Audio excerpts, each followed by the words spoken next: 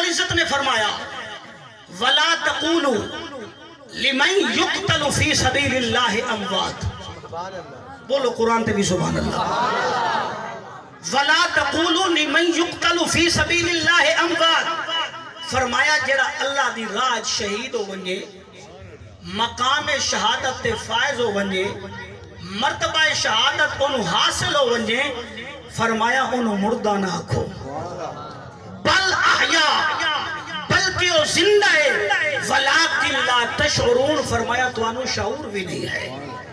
فرمایا شہید نو مقام شہادت اور مرتبہ شہادت حاصل کرن تو بعد جیڑی اس نو حیات ملتی ہے زندگی ملتی ہے فرمایا امتی انسان اس دا ادراک بھی نہیں کر سکتا.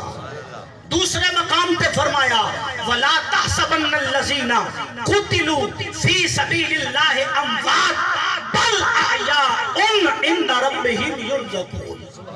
فرمایا جڑے اللہ دے راستے دے اندر شہید ہو جان دیں مقام شہادت مرتبہ شہادت حاصل کر دیں فرمایا انہوں مردہ نہ آکھو بل احیاء عند ربہم یرزقون. فرمایا او زندہ بھی ہوں دیں اللہ دی طرفوں انہوں رزق بھی ملتا ہے.